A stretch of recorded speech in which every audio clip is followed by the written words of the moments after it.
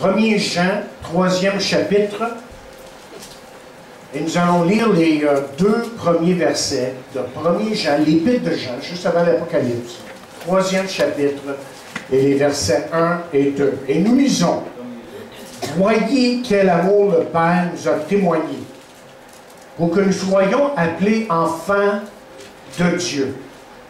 Et nous le sommes. Si le monde ne nous connaît pas, c'est qu'il ne l'a pas connu. Bien-aimés, nous sommes maintenant enfants de Dieu. Et ce que nous serons n'a pas été encore manifesté.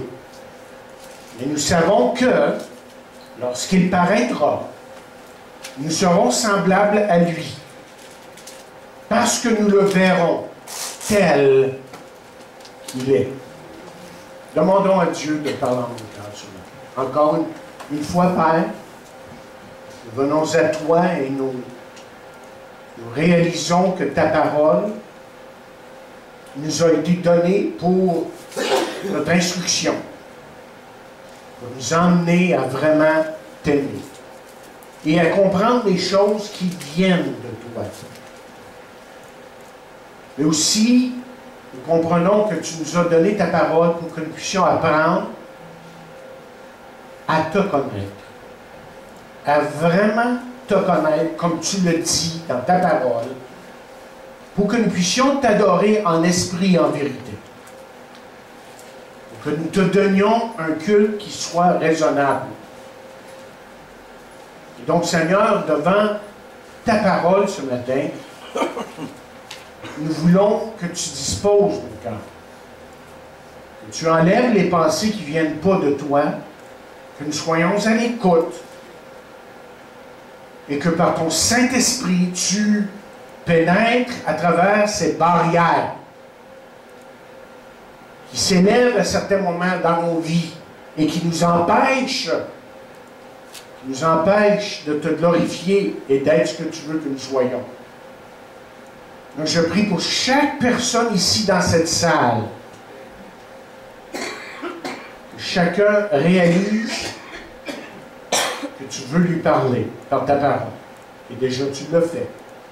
Nous en sommes reconnaissants. Et maintenant, bénis ta parole encore une fois, nous prions. Amen. Amen. Alors, je pense qu'on a vu et on a compris depuis quelques semaines que des milliers de personnes vivent avec des émotions endommagées. Et certaines, évidemment, personnes plus que d'autres. Mais foncièrement, vous voyez, nous vivons dans un monde rempli de problèmes qui ont souvent leur source, et peut-être que je devrais dire plutôt, qui ont leur source du côté émotionnel. Bien, nous allons continuer à aborder ce sujet que j'ai commencé il y a quelques semaines, l'arme la plus mortelle de Satan. Et on va en finir. Nous allons regarder ce sujet pour une dernière fois, mais pour débuter, il faut se poser la même question qu'il y a quelques semaines. Vous sentez-vous toujours inférieur aux autres, inadéquat, et sans aucun sens de vraie valeur personnelle? Et je veux que vous sachiez ce matin que toutes ces choses-là, si vous les ressentez ou vous les avez ressenties auparavant, mais que si vous êtes dans cet état d'esprit-là aujourd'hui, que c'est des symptômes de ce qu'on appelle la faible estime de soi. Nous avons vu que c'est une arme extrêmement efficace de Satan pour contrer ce que Dieu voudrait faire dans votre vie. Et nous avons vu les résultats.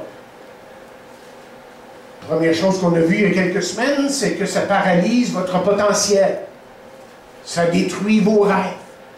Ça détruit aussi les relations avec les gens autour de vous. Et ça peut surtout saboter votre service chrétien, le plan de Dieu dans votre vie. Il y a quelques années de ça, un certain Dr. Maxwell Maltz, M-U-L-T-Z, a écrit un livre intitulé « Nouveau visage nouveau futur. Et les prémices de son livre, c'était changer l'apparence de la personne. Et si vous faites ça, bien, vous allez changer la personne. Et après avoir étudié pendant plusieurs années certaines personnes, ce qu'il a découvert, c'est que malgré le fait que ces personnes pouvaient avoir un extérieur changé, qu'ils demeuraient toujours les mêmes, ces personnes avaient subi une opération chirurgicale, plastique, et malgré le nouveau look, ces dites personnes trouvaient que foncièrement, que leur apparence n'avait pas changé. Autrement dit, que leur nez était aussi gros qu'auparavant et que leur bouche était aussi croche, malgré les changements très apparents en ce qui a trait à leur apparence. Et en 1960, le même docteur Maltz a écrit un autre livre intitulé, cette fois-ci en anglais évidemment, Psycho-Cybernetics. Et cette fois-ci, il proposait, non pas de changer les gens par la chirurgie plastique, mais de changer, dit-il, l'image que les gens avaient d'eux-mêmes. Mes chers amis, que nous l'admettions ou non, nous avons tous une certaine image de soi-même.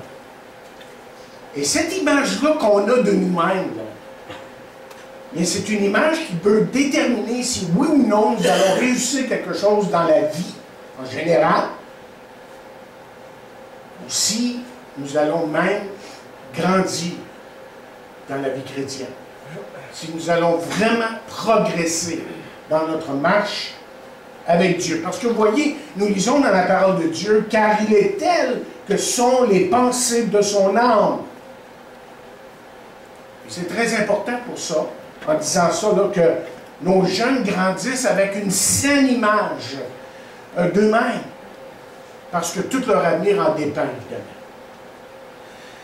Le docteur Maurice Wagner nous dit dans son livre « La sensation d'être quelque chose » qu'il y a 3 composants qui aident une personne à former une image de lui-même. La première chose qu'il dit, c'est l'appartenance. C'est-à-dire, une personne qui se sent aimée, qui se sent voulue. Il y a ce besoin d'appartenance en quelque part. Ensuite, il dit que le deuxième composant, c'est la valeur. Est-ce que je compte pour quelqu'un? Est-ce que je compte pour quelqu'un? Et troisièmement, dit-il, c'est la compétence. Suis-je capable de quelque chose? Est-ce que je suis capable d'accomplir quelque chose? Et de ces 3 choses, dit-il, de ces 3 composants, vient notre image, l'image qu'on a de soi-même. Mais j'aimerais, en débutant ce matin, là, regarder brièvement avec vous 4 choses qui sont en fait les sources de cette image que nous avons de nous-mêmes, de soi-même. Et la première source, c'est ceci. C'est le monde extérieur. Vous voyez, de ce monde, nous nous faisons des images de soi. Il se crée en nous toutes sortes d'images en soi qui proviennent, comme j'ai dit, du monde extérieur. Par exemple, nos relations familiales sont les premières choses à contribuer à l'image qu'on a de soi-même. Et ces sentiments se développent en nous, évidemment, éventuellement. De la façon qu'une personne a été traitée va évidemment créer, faire en sorte qu'il développe une certaine image de lui-même ou elle-même. La façon qu'une personne est traitée ou aimée et soignée va déterminer sa conduite, l'image qu'elle a d'elle-même. Laissez-moi vous donner un exemple. Laissez-moi vous parler de Carole. Carole que vous ne connaissez pas. OK. Et Carole avait des parents chrétiens très, très exemplaires. Mais Carole a grandi avec des problèmes assez sérieux, au point qu'elle a décidé un jour d'aller voir un psychologue chrétien. Malgré, semble-t-il, les efforts les efforts de bien élever Carole, ses parents, semble-t-il, l'ont fait de la mauvaise façon. Parce que vous voyez, il la complimentait en faisant continuellement des comparaisons et en mettant des conditions. Alors, voici comment que ça se passait. Carole, tu es fine quand? Carole, j'espère que tu seras un jour comme. Carole, c'est très bien, mais. Carole, nous t'aimons, si, mais. Vous voyez, toutes ces comparaisons-là, l'ont en quelque sorte conditionné. Et Carole a grandi en essayant de toujours faire mieux, mais il lui semblait qu'à ses yeux, à elle, qu'elle parvenait jamais à satisfaire ses parents. Rendu adulte, et Carole se battait avec cette image, je dirais cette image déformée qu'elle avait d'elle-même.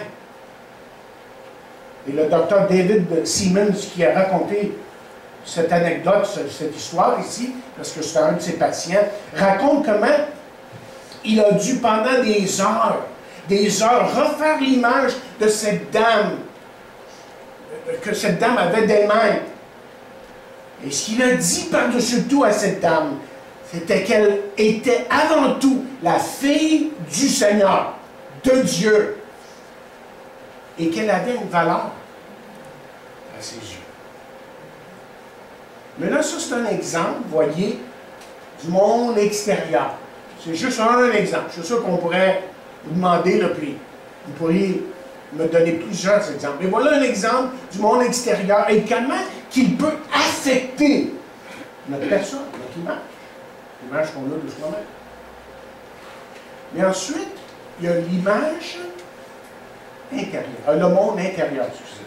Le monde intérieur qui forme l'image qu'on a de soi. Et ça comprend le côté physique même, émotionnel et spirituel que nous emmenons dans le monde. Ça inclut aussi nos sens, nos nerfs, notre capacité d'apprendre à enregistrer. Et pour certains, dit M. Simmons, il faut inclure les handicaps et les déformités. Vous savez, il n'y a pas deux personnes sur Terre qui sont identiques. Et c'est pour ça que si vous prenez un bouquin de croissance personnelle, vous ne pourrez pas nécessairement l'appliquer de la même façon à tous les gens. Parce qu'on est très différents l'un de l'autre. Il n'y a pas deux individus qui sont pareils. Vous êtes différents des autres. Mais il y a dans le monde intérieur, dans chaque personne, malheureusement, un facteur, chers amis, qui est très déterminant et qui, malheureusement, n'est pas considéré sérieusement par les psychologues. Et ce facteur-là, c'est le facteur spirituel. Que vous et moi, on est avant tout des êtres spirituels. Et la Bible, vous voyez, nous annonce que le caractère de l'homme a été, et le mot est certainement pas assez fort, terni par le péché, brimé par le péché. Et parce que nous sommes pécheurs, vous et moi, nous sommes très vulnérables au péché, nous sommes très vulnérables au mal. Et c'est pour ça qu'en tant que chrétien, et vous l'avez entendu ici à maintes et maintes reprises, que l'Évangile insiste sur un changement intérieur. Qu'il faut surtout, avant tout, avant de commencer quoi que ce soit, il faut un changement intérieur. Et quand Jésus a dit à Nicodème, Nicodème, il faut que tu naisses de nouveau, il parlait de ce changement intérieur que seul Dieu peut accomplir dans votre vie aujourd'hui. Parce que vous voyez, il y a une autre chose que la parole de Dieu nous enseigne. La Bible nous enseigne qu'on n'est pas seulement des victimes de notre nature pécheresse, mais que nous avons une responsabilité face au péché qui est dans notre vie. Une responsabilité à choisir entre le bien et le mal, entre Jésus-Christ et le monde. Vous vous rappelez ce que Josué a dit aux gens, juste avant de mourir? Josué les a placés devant les faits, et il a dit, choisissez aujourd'hui qui vous voulez servir. Et quelqu'un a écrit, je n'ai jamais vu quelqu'un recevoir une vraie guérison intérieure sans d'abord avoir reçu le pardon de Dieu. Et ça, chers amis, c'est un choix. Si vous sentez que Dieu parle à votre cœur aujourd'hui, c'est un choix que vous pouvez faire. Notre monde intérieur, il faut le redire ici, que notre monde intérieur est brisé par le péché. Et c'est en mourant sur la croix, comme on l'a lu ce matin, que Jésus peut apporter évidemment la guérison à chacun de nous. Il veut nous apporter la guérison. Il veut vous donner votre guérison. Vous vous sentez brimé, vous vous sentez inférieur aux autres, vous avez faible estime de soi, vous pensez que vous êtes rien. Ça se guérit. C'est Dieu qui va le faire. OK, un troisième élément qui nous donne notre image, c'est Satan et toutes les forces du mal. Ça, c'est un autre élément là, important. Une autre source, si vous voulez, de l'image qu'on fait de soi-même. Et justement, c'est lui là, qui peut et qui veut utiliser nos émotions pour en faire une arme destructive à notre endroit. Il faut toujours se souvenir de quelque chose d'important. Quand on parle de Satan, l'ennemi de nos âmes, celui qui travaille contre nous, celui qui veut nous détruire, il faut toujours se rappeler de ces trois choses. D'abord, la Bible nous dit qu'il est un menteur. Deuxièmement, il est dit qu'il est un accusateur. Et que, troisièmement, qu'il s'amuse à aveugler les gens. Et Satan utilise ces trois choses qui sont siennes pour vous abaisser, pour vous donner l'impression que vous êtes toujours inadéquat, que vous êtes inférieur aux autres. Ça, c'est son travail. Et vous savez pourquoi? Parce qu'il réalise que le moment que vous réalisez que tout ça, c'est des mensonges, que vous devenez, vous, dangereux pour lui. Il le sait. Si des hommes et des femmes, dans une église locale, par exemple, crient victoire au nom de Jésus-Christ, que lui il est fait, c'est fini, il ne peut plus rien faire. Donc il regarde, on est ici, on ne peut pas faire grand-chose, on n'a pas tellement de talent, on n'a pas de ci, on n'a pas de ça. Mais tu fun avec ça. Mais il y a un troisième élément, évidemment, une troisième source d'où l'image qu'on a de soi-même vient. Et ça, évidemment, j'ai la bonne nouvelle de vous dire que ça vient de Dieu. Ça vient de Dieu. Et en tant qu'enfant de Dieu, vous avez le privilège de passer à ce sentiment de faible estime de soi, à l'image que Dieu a de vous. Et tantôt, je vais vraiment expliquer ça, parce que j'ai peur des fois qu'on peut faire une erreur quelque part ici, et penser qu'on est en train d'améliorer l'ancienne nature. Ça n'a rien à faire avec ça. Mais Dieu veut tellement vous changer que littéralement, si vous voulez que Dieu vous change, ça va prendre un miracle. Et c'est toujours un miracle, évidemment. Mais là, je veux en arriver à la fin de ce message pour passer de la maladie à la guérison. Je dis la fin, je suis pas rendu à moitié. La deuxième partie. OK. Parce que je veux, avant tout, là, je veux juste être sûr que je n'ai pas sauté rien d'important ici, je ne pense pas. OK? Je veux faire des corrections ici sur notre façon de penser parfois en tant que chrétien. Et pourtant, je vais être précis. Parce que vous voyez, trop de chrétiens ont cette tendance de s'abaisser parce que je pense qu'ils ont une mauvaise théologie. C'est foncièrement un manque de compréhension en ce qui a trait à l'Écriture. Une fausse interprétation, je dis bien. Alors on lit certains versets qui disent qu'il faut mourir à soi-même, être crucifié avec Christ, il faut être humble, être sanctifié, et peu. Et toutes ces choses-là sont vraies, sont absolument nécessaires pour celui qui veut vraiment marcher dans les voies de Dieu. Absolument. Et tout ça est vrai, ça ne veut pas dire que vous devriez vous abaisser, que vous êtes sans valeur, que vous devriez vous haïr, que vous devriez vous mépriser. Ça n'a rien à faire avec ça. C'est vrai que notre ancienne nature, là, pécheresse, est déchue. Aucun doute de ça.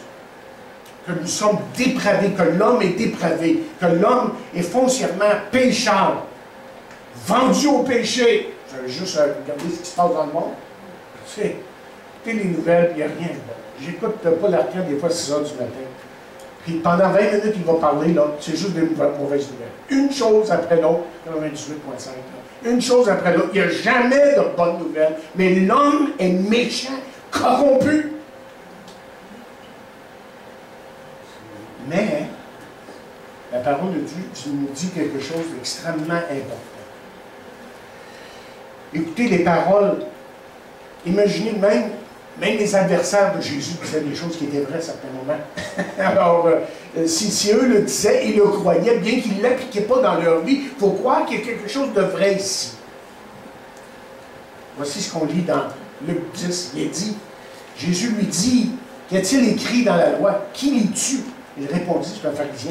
Il dit, tu aimeras le Seigneur ton Dieu de tout ton cœur, toute ton âme, toute ta force, toute ta pensée.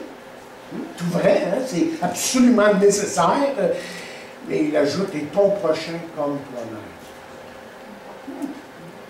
Qu'est-ce que Paul dit? Et Paul dit dans Éphésiens 5, ceci, il dit, c'est ainsi que le mari doit aimer sa femme comme son propre corps. Celui qui aime sa femme s'aime lui-même, car jamais personne n'haït sa propre chair, mais il la nourrit et en prend soin, comme Christ le fait pour l'Église.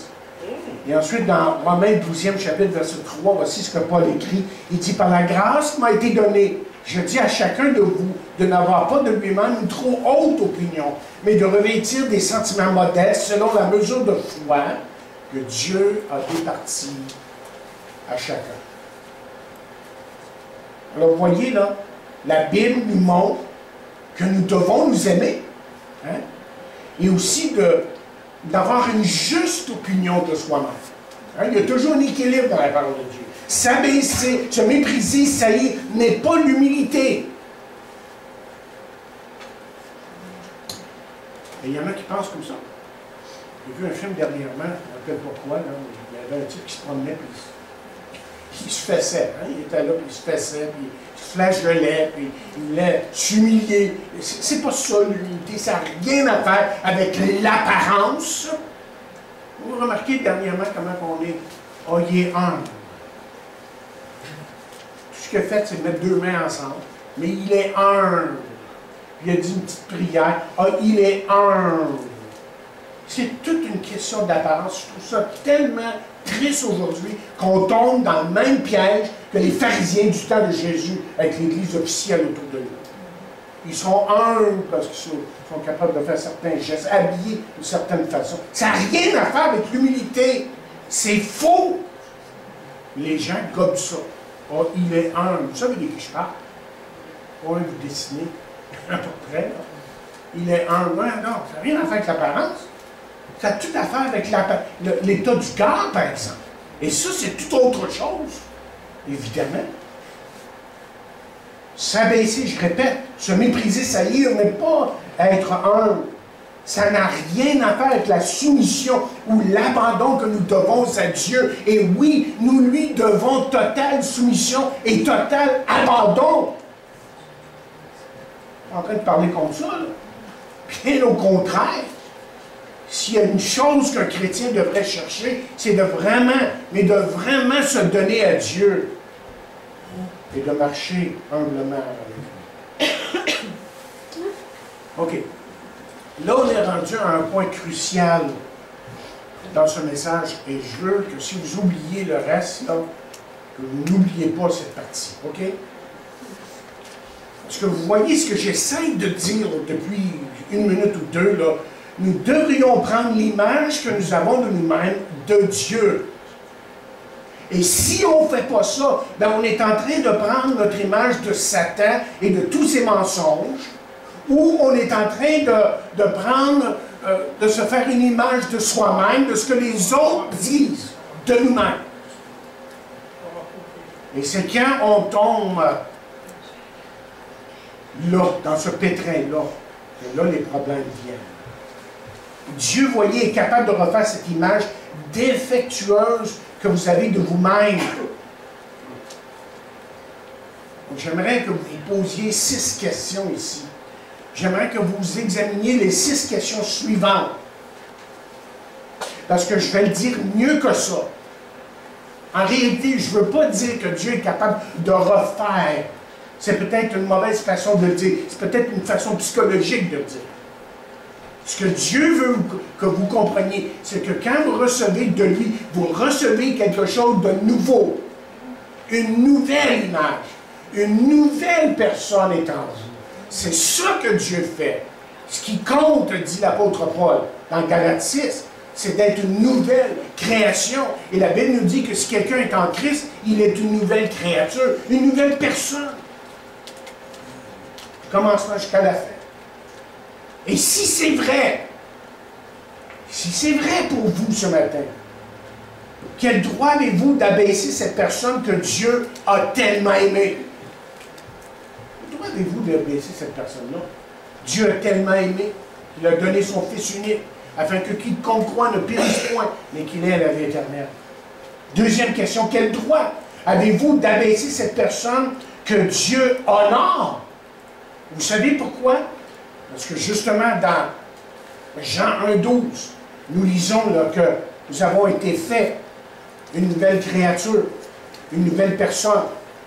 Et plus exactement, voici ce qu'il dit. Mais à tous ceux qui l'ont reçu, à ceux qui croient en son nom, elle a donné le pouvoir de devenir un enfant de Dieu. Et si, aux yeux de Dieu, vous êtes son enfant, quel droit avez-vous d'abaisser cette personne-là? Troisièmement, quel droit avez-vous d'abaisser celui en qui Dieu voit quelque chose de grande valeur? Dieu voit quelque chose en vous de grande valeur. La Bible nous dit qu'il est mort malgré le fait que nous étions pécheurs. Il dit, mais Dieu prouve son amour envers nous en ce que lorsque nous étions pécheurs, Christ est mort pour nous. Et il a placé son esprit en vous. Vous êtes d'une valeur inestimable à ses yeux. Quatrièmement, quel droit avez-vous d'abaisser cette personne pour qui Dieu a pourvu à tous ses besoins? Et qu'il continue à pourvoir à ses besoins. Et la Bible nous dit que « Et mon Dieu pourvoira à tous vos besoins selon sa richesse. » Il a placé en vous toute sa richesse. Le monde vous appartient. Dieu vous a tout donné parce que vous êtes son enfant. Et cinquièmement, quel droit avez-vous d'abaisser l'individu pour qui Dieu a un plan merveilleux? Dieu a un plan pour votre vie. Vous n'êtes pas ici par accident. Vous n'êtes pas devenu chrétien par accident. Il a dit, je suis venu afin que les brebis aient la vie et qu'elle l'ait en abondance. Ça, c'est vous, si vous êtes son enfant. C'est pas l'autre à côté, c'est vous, ça. Et sixièmement et dernièrement, quel droit avez-vous d'abaisser cet enfant en qui Dieu prend plaisir? Vous comprenez ce que je viens de dire ici, là? En qui Dieu prend plaisir. Lorsqu'on l'a lu tantôt dans Éphésiens verset 6, Éphésiens 1, verset 6, qui dit, pour célébrer la gloire de sa grâce. Si vous êtes un élu, vous lui appartenez, si vous avez été choisi avant la fondation du monde et que vous êtes à lui aujourd'hui, c'est pour sa gloire tout ça. Alors quel droit avez-vous d'aller abaisser cette personne-là en qui Dieu s'est fait connaître, que Dieu a choisi?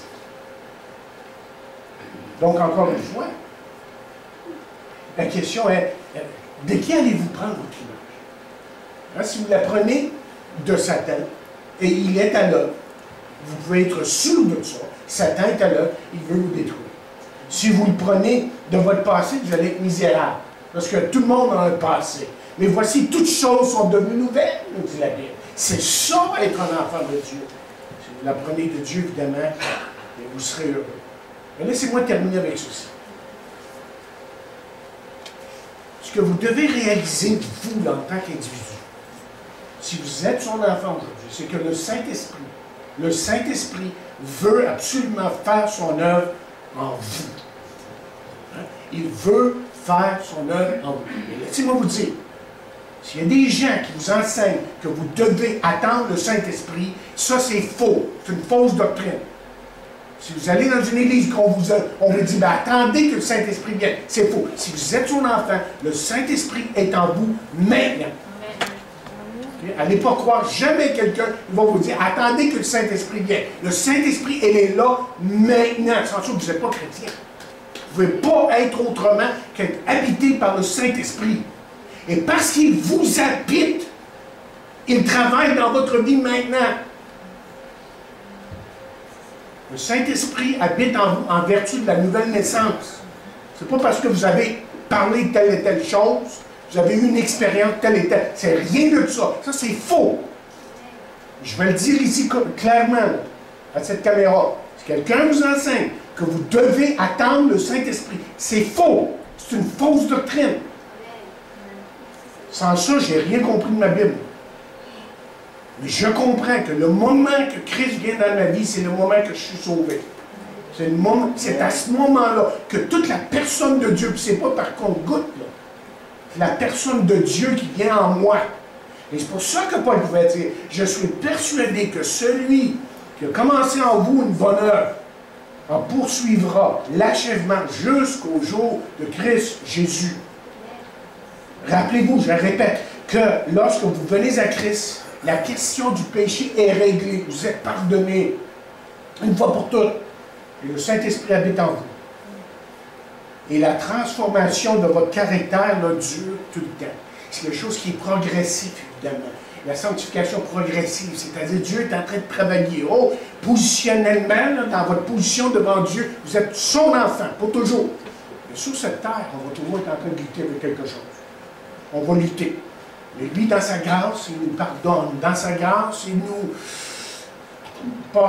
Des fois, oui, c'est plus difficile qu'à d'autres moments. On se demande pourquoi on passe par des épreuves. Pourquoi c'est plus difficile? Parce que Dieu est en train de dire, « Hey, j'ai-tu ton attention, là?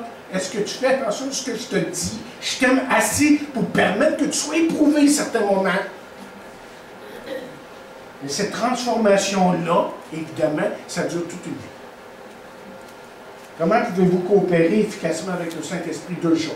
Demandez à Dieu de vous reprendre lorsque vous êtes en train de vous abaisser.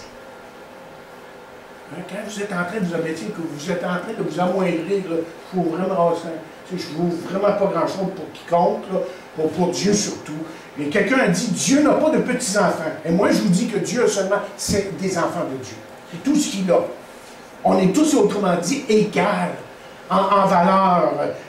Dans son amour, il nous aime tous pareil. C'est pas parce que je suis pasteur aujourd'hui que moi, je suis un petit peu plus aimé par Dieu que vous autres. Je l'ai un peu plus, là.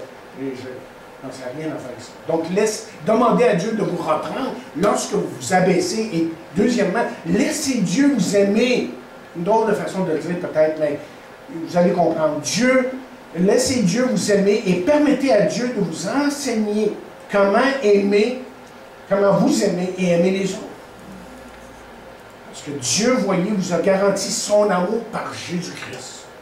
Son amour est garanti. Il vous a scellé, nous dit Éphésiens, par le Saint-Esprit. C'est-à-dire qu'il n'y a personne qui peut rentrer dans votre vie. C'est ça que Paul est en train de dire quand il dit qu'on est scellé par le Saint-Esprit. Il n'y a personne qui peut vous enlever, qui peut rentrer dans votre vie et vous enlever ce que Dieu vous a déjà donné.